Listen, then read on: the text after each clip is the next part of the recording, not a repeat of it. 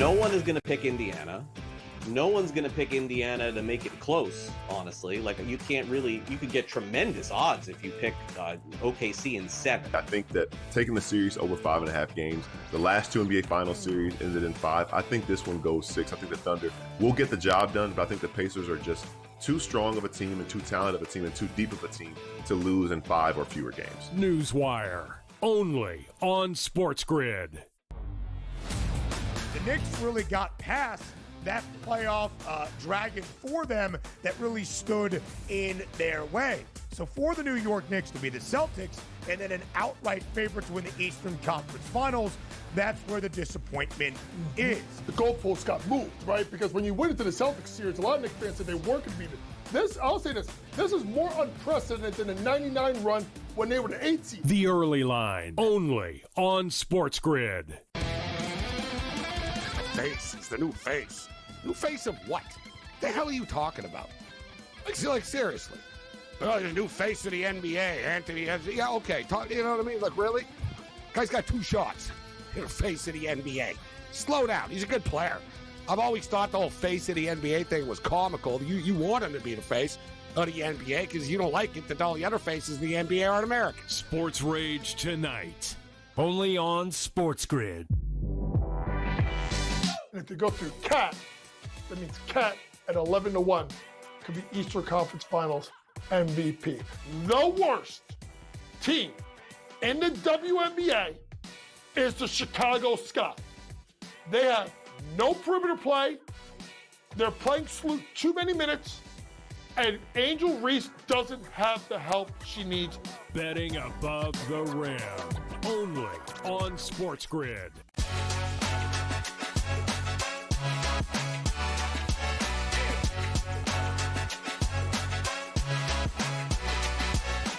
David slayed Goliath. How did Texas Tech softball's $1 million investment in Nigeria Kennedy pay off to knock off the 4-time champs in the semis and also impact college sports? Plus, former NFL linebacker and co-host of Bussin' with the Boys, Will Compton has launched a new show, a new FanDuel partnership, and stops by for this new episode. Hello and welcome into Front Office Sports today from our New York City studio. I'm Renee Washington. And I'm Baker Machado. Thanks so much for joining us, everyone. Of course, every weekday, Renee and I are chatting the biggest stories happening in the business and culture of sports. And coming up later on the show, MLB analyst Scott Miller is going to tell us a little bit more about his new book and who the best current manager is in Major League Baseball. But first, let's dive into some of the headlines we're watching in the shoot-around. Well, for the first time in 3 years, ticket prices are going up for the Masters. Augusta National cracked down on the secondary market this past April, and now prices for tournament day and practice rounds are going up by at least $25, Baker. Yeah, in 2023, those same tickets that now cost $160 were only $115.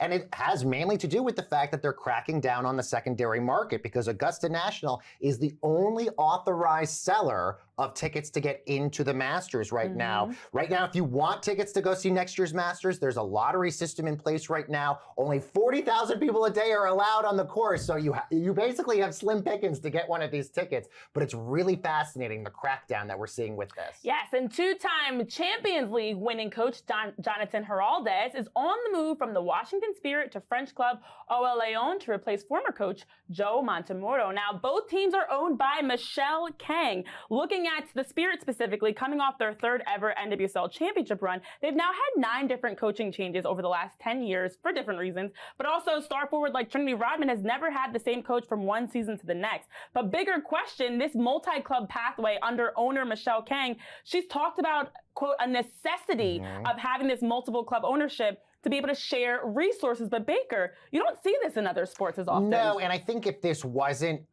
clearly a big upgrade for Geraldez to move up to OL Lyon, I think a lot of people would be questioning this move, but I think it's clear a promotion that this guy is getting. He was doing great with the Washington Spirit. And then, by the way, the Spirit's new coach is their old coach, who was just right before this. It's Adrian Gonzalez, who actually had a great record with the team, 10-1-4 in the 15 games that he coached. But you do see this a lot in men's sports, not so much in women's sports. Michelle Kang obviously changing the game in terms of ownership for female sports, and now changing the game a little bit more when she's promoting coaches within her own clubs that she owns. fans. Absolutely. Also, breaking news today in the NWSL, the Denver expansion announced that NFL and Colorado legend Peyton Manning joins their ownership group. Now, Eli Manning is, of course, an owner of the 2023 NWSL champions, New Jersey, New York, Gotham FC.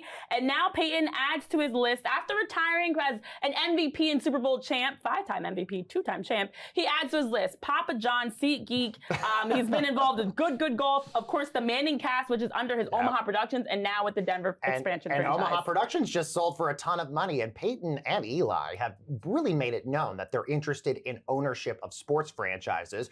Peyton has even hinted that maybe one day he wants to become an NFL owner, but it's clear the NWSL pipeline here is fascinating with Eli, as you mentioned, a minority stake in Gotham FC, and now you have Peyton in Denver. And by the way, Peyton has had interest in being part of this group that's trying to bring a WNBA team to Tennessee in honor of Pat Summitt, the Tennessee Summit. So clearly ownership is where Peyton Manning really sees this next chapter of his career. Denver does break ground on their temporary stadium before their 2026 NWSL debut. All right, a massive upset in the Women's College World Series as Texas Tech dethroned 4-time defending champs Oklahoma at the hands of their two-way player Nyjari Kennedy. Now, Kennedy has had a record-breaking NIL deal for over $1 million when she transferred from Stanford to Texas Tech. And now the reigning National Softball Player of the Year's record-breaking deal is also maybe breaking some of the norm in college sports. Let's get into that and more in our main event. We now welcome in our college sports reporter, Amanda Kristovich, to talk about it more. And Amanda, welcome. As we're looking at Nyjah as an example, but looking bigger picture at what college sports with NIL has opened the doors for those women's sports and niche sports. There's investment on the professional side, whether it's AUSL or Grand Slam track or others, but we're seeing more parity in how much players are paid as a college athlete versus professionally. What are your thoughts on just how much this actually pushes the conversation forward more? 100%. I think NIL has been an amazing thing for Olympic sports athletes and women's sports athletes. That's not to say that there aren't issues. That's not to say that, the vast majority of the NIL pie, the biggest piece, goes to football and men's basketball. There's no dispute about that. But I will say that women's sports athletes in niche sports, as well as Olympic sports athletes, have not only been able to earn money, but they've gotten the platform that NIL gives them, right? Because it's not just the money you're getting. If you're doing an autograph signing, if you are, doing a marketing campaign, a social media campaign, all of these things give visibility and allow for the storytelling aspect of sports. And that's something that women's sports athletes in particular across sports are known to be very good at. So when we look at Nyjari's $1 million, obviously that NIL money is obviously the big sticking point here, but her previous team, Stanford, offered her about $100,000 according to reports. How much of this is the arms race that we're seeing specifically at a place like Texas Tech, where you have the Matador Club run by boosters who have millions and millions and millions of dollars, that now all of a sudden Texas Tech not only can pay $1 million to a softball player, but they have the highest money for transfer portal, for basketball, and all of this stuff? 100%. The arms race in NIL is going to change, we think, with the House settlement, which we could get to later. But at this point, I think if you can invest, you can put more than $1 million into your softball team. Think about what that means for the rest of your athletics department, right? Because that means that is in addition to what you're spending on your football and your men's and women's basketball programs. And a place like Texas Tech, it's funny because one of the most involved people in the Matador Club, Cody Campbell, was the person who was rumored and reported to be part of President Trump's Commission on College Sports, which, with Nick Saban. Yes, exactly. With Nick Saban. And I did some reporting on that a couple weeks ago about how, there kind of never really was a commission and no decisions have been made. And we're really not sure, no one in the Trump administration has made a decision on his involvement. But part of the reason that he is involved is because he is a billionaire who is deeply involved as a booster at Texas Tech, who's deeply involved in the Matador Club. And, this is a recipe not just for success in, football, but it's a recipe for success if you are willing and able to spend millions of dollars on quote unquote more niche sports. I'm not sure softball is niche, but you know what I mean? You not only is that great for the sport, but it's really flexing your NIL muscle. It is. is, and when you look at the NIL valuations, I mean, Livy Dunn for gymnastics, Paige Beckers for women's basketball, they've graduated. They were two of the highest earning women's athletes, and now it's Flau'jae Johnson is one of the highest, who doesn't even crack the top 50 in comparison to the men. So there still is the gap. But I'm curious of how the NCAA versus House settlement will impact the progress that these smaller sports, niche sports, women's sports have been able to make through NIL. There's a huge concern about the impact that this is going to have on Olympic sports. We've talked about the roster limits issue and how players are losing roster spots. That's part of it, but there's a huge NIL and revenue sharing component because you only have up to a cap of $20 million to share revenue with your players. So the schools that have football teams, 75% of that at most schools is going to have to go to the football team. So then you have to split it up split it up amongst a dozen sports minimum, right? Men's and women's. So that's one question. The other question is, with the NIL clearinghouse and the new restrictions on NIL collective and booster deals being, quote, fair market value NIL activities rather than pay for play, it's going to be, at the very least, more difficult and more highly scrutinized to give just like straight booster collective NIL deals to anybody, including, a softball player, right? Than it was before. So there is a major concern about how all of these other players outside of the big revenue share generation model are going to be able to cash in the way that they are now. Very interesting to keep an eye on. Amanda, thank you so much for joining us. Well, coming up on the other end of this break, we've got former NFL linebacker Will Compton joining us to talk about Bussin' with the Boys and his new show for the dads. Stay tuned.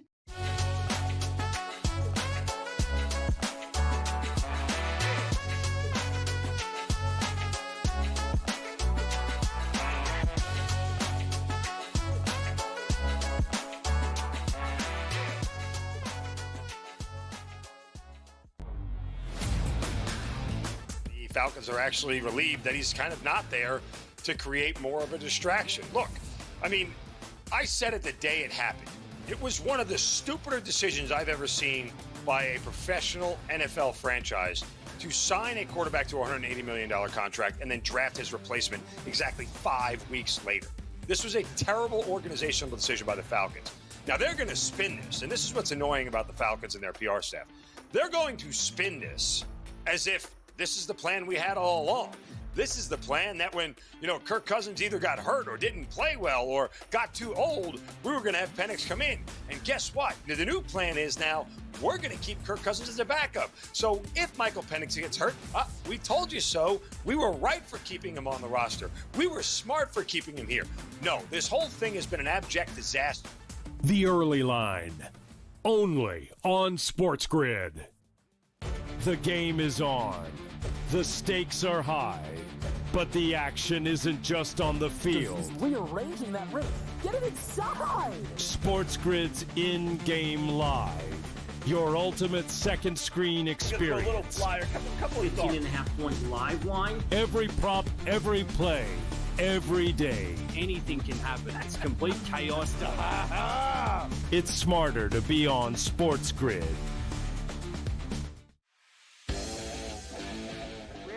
The Steelers' interest in Aaron Rodgers as a joke. Your boy went off about the entire situation and why it taken so long to forget him. Terry Bradshaw getting involved. Yeah, insane. Basically, what are you bringing him in for 1 year? All of this drama for 1 year at this guy, where he is now in his career is he's washed. Pharrell Coast to Coast, only on SportsGrid.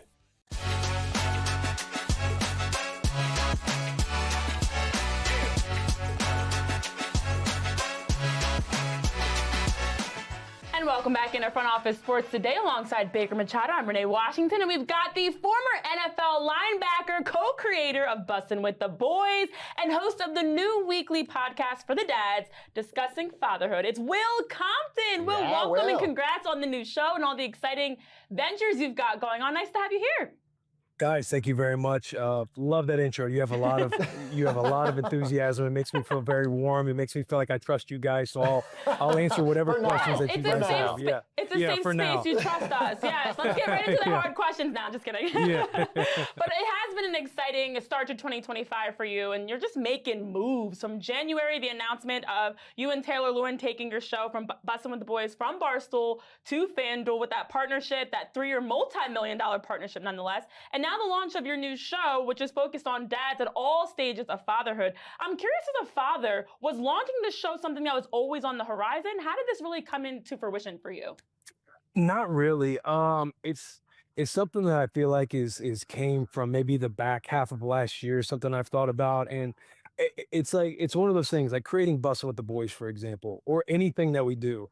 You know, we like creating things in spaces where we're already consumers. And I've myself personally, I've really been gravitating toward dad content and everything around parenthood recently, whether I'm scrolling on social media, listening to podcasts, or like looking for a book. I find myself like wanting to hear from other dads and hearing those stories. So it's kind of like, why not create something that adds to the conversation? And my mother, who passed away in 2021, she was very impactful in my life and kind of my North Star when looking at parenting. And so it's just something I don't know, I've just really gravitated towards embracing the love and the suck, because the suck is there. I feel like parenthood in general has this expectation of perfection, whether you're talking about it just and something as small as like sitting at a friend's house, or you're at a party and you might be going through it, but you want to come off a certain particular way. And then there are times where you're in that close circle and you're kind of like venting and kind of BSing about stuff and laughing. And it's like, I want to bring the same energy that I have on Bustle with the Boys and bring it to the whole For the Dads, you know, and help other guys that are either going through it, about to be in it, or just guys trying to figure it out along the way, because we're all imperfect. We're all trying to figure it out. And so that's kind of how the idea sparked for myself. We know, obviously, Bussin' with the Boys has become a huge hit, especially dating all the way back to your days at Barstool. But we know you've talked a bit about making that move from Barstool to FanDuel. Just tell us a little bit more about the impetus to switch networks and platforms. And was there any concern about going to FanDuel, knowing that it is a sports gambling site? No, absolutely. You always fear the unknown. You fear turning the page and starting a new chapter. And we absolutely loved our partnership with Barstool. They have so many great minds over in that company. We got to work with a lot of great people, and it was one of those things that was very bittersweet, because again, we owe a lot of gratitude for them helping us launch our podcast, give us kind of a platform to have distribution, have some infrastructure help. And it kind of got to the position where FanDuel comes in, and we're not just something where we're focusing on a solo podcast anymore. We would love to expand the brand, whether that's bringing in other shows, bringing in other talent. I know we've recently signed Clay Matthews to kind of be a mainstay on the locker room this season.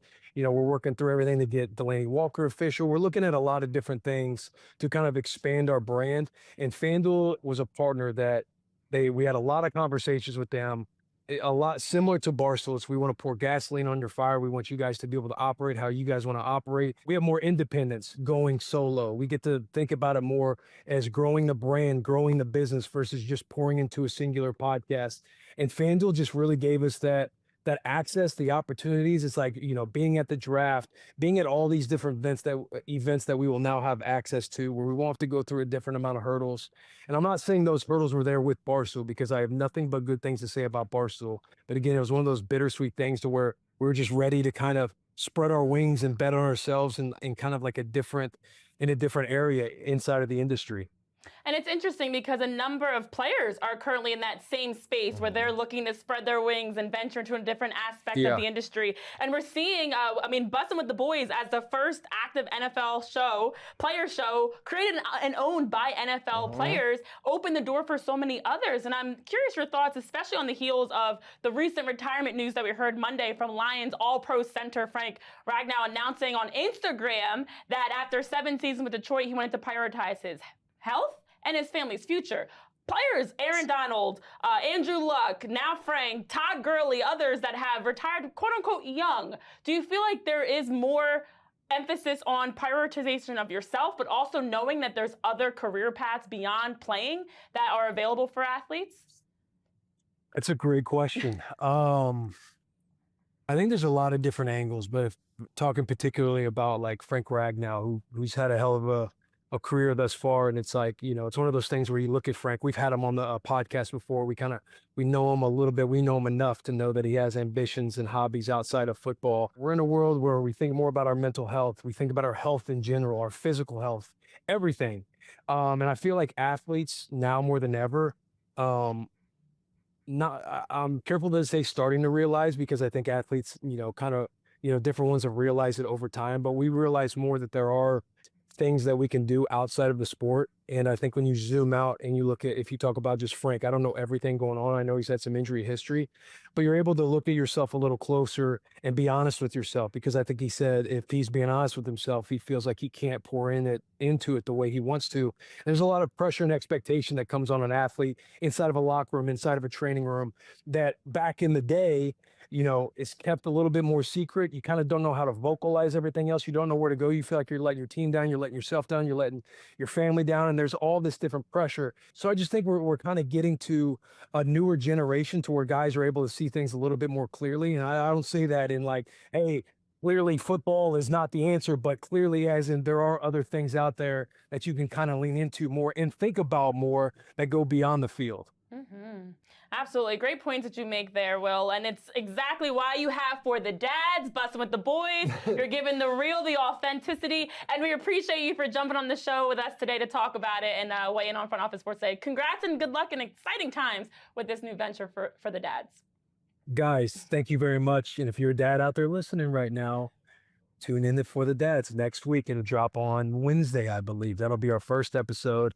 Support, show love, but seriously, thank you guys for having me on. And by the way, he can reach over and touch the bus. Yeah. That's how close he is right now to the bus. Yes. Show us the bus Show really us quickly. the bus. Yeah, there's the bus right there. Yes. There we go. Bustin' with the Boys, For the Dads, a guy's guy. You've got all the shows that people can check out and subscribe to for such great interviews. Will, thanks for all the great work you're doing for joining us on Front Office Sports today. And we'll be back right after this break with more here on the show. Stay tuned.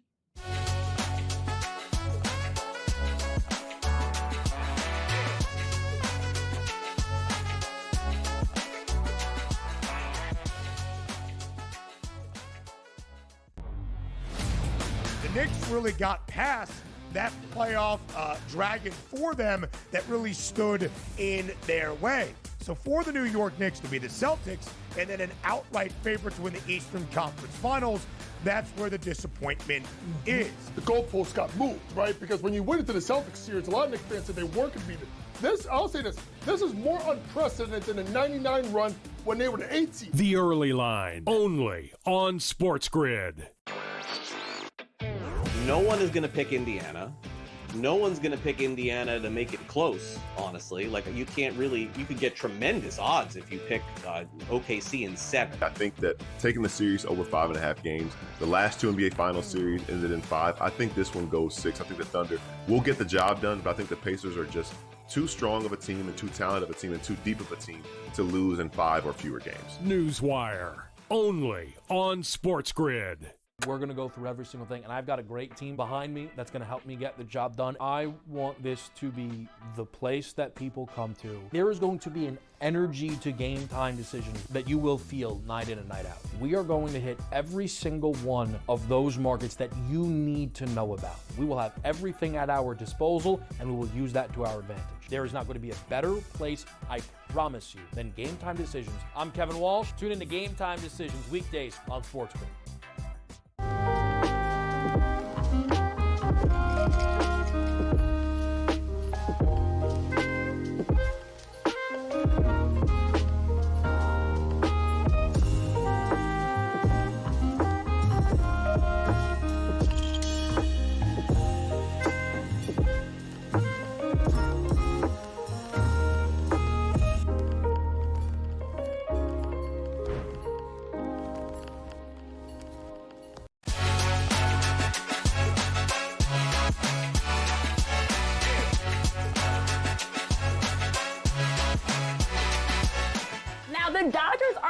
of the best teams in baseball, but how much of it is because of manager Dave Roberts? Well, author and award-winning journalist Scott Miller joined us to talk about the evolving role of managers. Let's take a look. We are joined by National Baseball writer Scott Miller, whose new book is Skipper, Why Baseball Managers Matter and Always Will. Scott, great to have you here. The book right here, talking all about how important the managers are in the dugout. So before we dive into some of the topics that are happening right now and why managers matter, what made you want to write this book?